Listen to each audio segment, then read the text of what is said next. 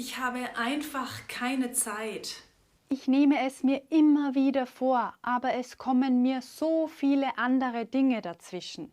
Ich habe momentan so viel zu tun. Da geht sich Deutsch einfach nicht aus. Ich müsste so viel lernen. Ich weiß gar nicht, wo ich anfangen soll. Und dann beginne ich gar nicht damit. Kommen euch diese oder so ähnliche Sätze bekannt vor? Und wenn ihr ganz ehrlich seid, sind das vielleicht die Gründe, die ihr verwendet, um zu entschuldigen, warum ihr gerade nicht Deutsch lernt? Tja, dann müssen wir euch jetzt sagen, das sind keine guten Gründe. Das sind Ausreden. Warum? Das erklären wir euch im heutigen Video. Hallo und herzlich willkommen auf unserem Kanal Doppelt hält besser. Schön, dass ihr auch im neuen Jahr wieder dabei seid. Apropos, gutes Neues. Wir hoffen, ihr seid gut ins neue Jahr gestartet. Ein neues Jahr ist oft auch der Anlass dafür, dass wir uns neuen Projekten widmen oder Projekte endlich starten, die schon ganz lange auf unserer To-Do-Liste stehen. Zum Beispiel eben eine Sprache zu lernen. Und viele von euch haben sich vielleicht tatsächlich vorgenommen, im neuen Jahr endlich nachhaltig Deutsch zu lernen, beziehungsweise endlich wieder regelmäßig Deutsch zu lernen. Dann ist das für euch ein sogenannter Vorsatz für das neue Jahr. Damit euch das auch wirklich gelingt, schauen wir uns heute 5 Fehler an, die ihr beim Deutschlernen vermeiden sollt. Und natürlich schauen wir uns auch die Lösungen an, mit denen ihr sicher euer Deutschziel erreicht. Los geht's! Fehler Nummer 1.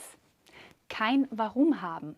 Die Basis für Lernen aller Art ist, den Grund zu kennen, warum wir eben etwas tun möchten.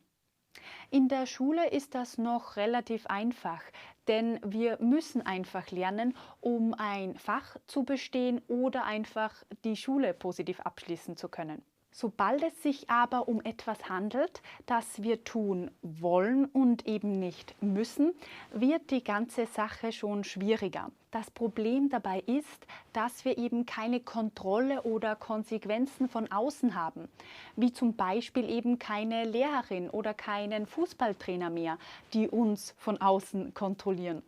Und wenn wir diese Kontrolle oder Konsequenzen nicht haben, dann tun wir dann Dinge oft einmal nicht.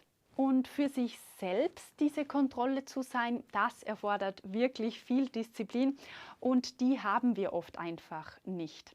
Das kennt ihr sicher auch aus anderen Bereichen, wie zum Beispiel Sport machen, gesund essen und so weiter. Ja, und was ist die Lösung?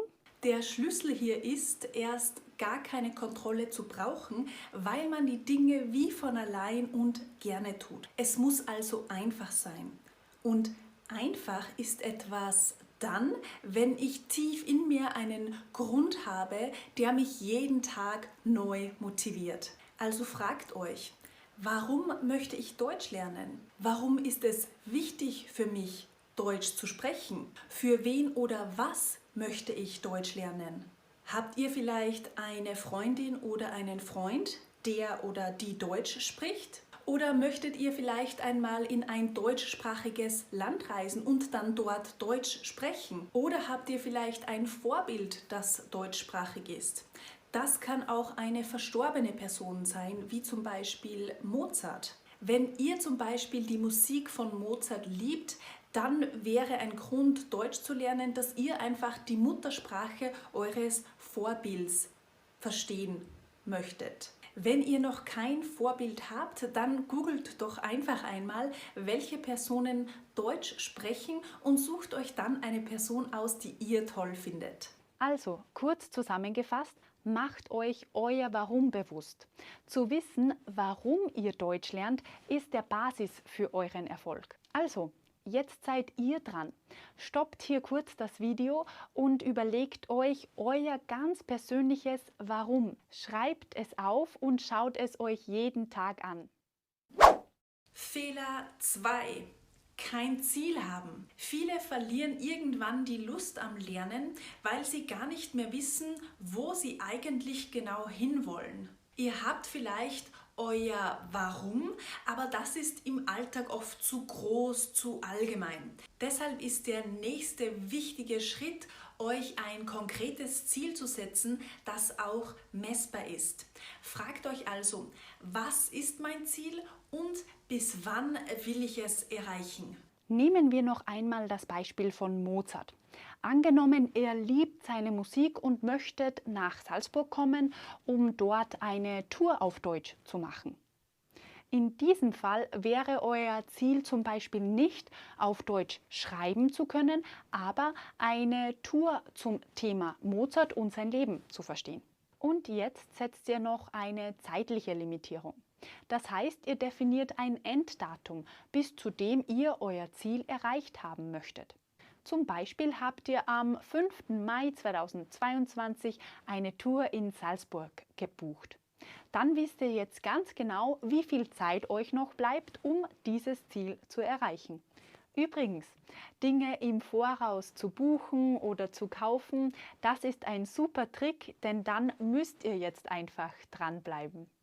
Also, das konkrete Ziel lautet jetzt, bis zum 5. Mai 2022 kann ich eine Tour auf Deutsch zum Thema Mozart und sein Leben verstehen.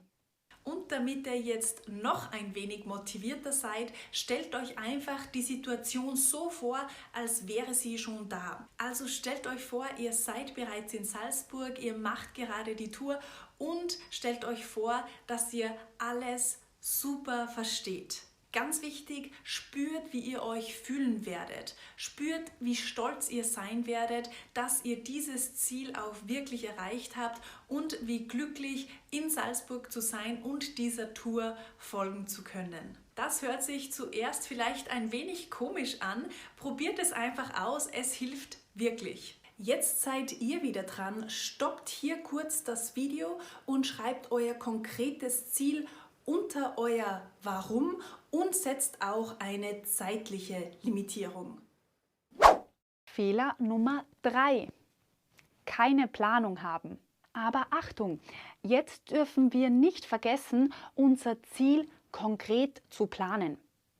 Denn ein Warum und ein konkretes Ziel zu haben, das ist super.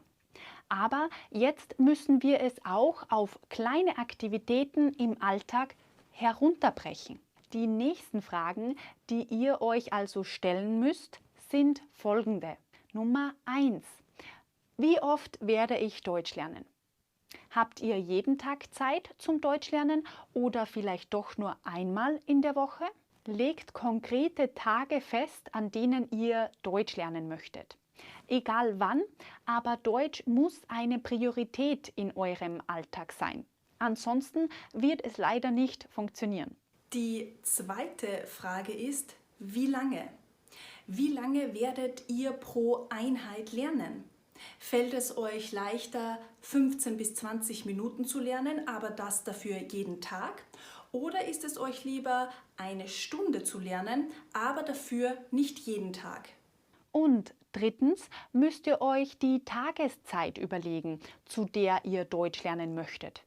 Überlegt euch, zu welcher Tageszeit ihr euch das Lernen am besten einteilen könnt oder wann ihr euch auch am besten konzentrieren könnt. Ist es zum Beispiel für euch möglich, 15 Minuten früher aufzustehen und bei der morgendlichen Tasse Kaffee schon ein paar deutsche Wörter zu lernen? Oder könnt ihr euch doch eher am Abend konzentrieren? Wenn ihr nun das Zeitliche festgelegt habt, dann überlegt euch nun, was ihr genau lernen wollt. Also den Inhalt. Und hier kommen wir wieder auf das schon vorher erwähnte Beispiel zurück. In diesem Beispiel ist das Ziel also eine Tour auf Deutsch über Mozart und sein Leben verstehen. Das heißt also, dass vor allem das Verstehen, also genauer gesagt das Hörverstehen, geübt werden sollte.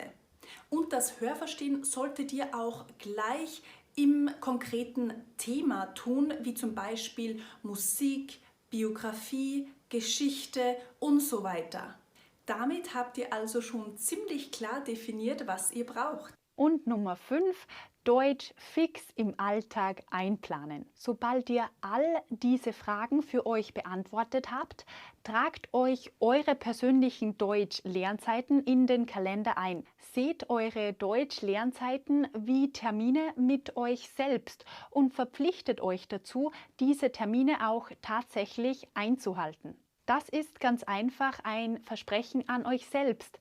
Haltet es auch. Und vor allem haltet durch. Es ist ganz, ganz wichtig, dass ihr eine Gewohnheit aus dem Deutschlernen macht. Denn dann macht ihr das einfach ganz automatisch, ohne überhaupt nachzudenken, ob ihr heute Deutsch lernt oder nicht. Ihr werdet sehen, Gewohnheiten helfen euch unglaublich, um auch in Zeiten durchzuhalten, in denen ihr vielleicht nicht so motiviert seid. Und jetzt seid ihr wieder an der Reihe. Stoppt hier erneut das Video und legt fest, wann, wie oft, zu welcher Tageszeit, wie lange und was genau ihr lernen möchtet. Tragt diese Zeiten jetzt sofort in den Kalender ein, damit ihr es auch wirklich macht.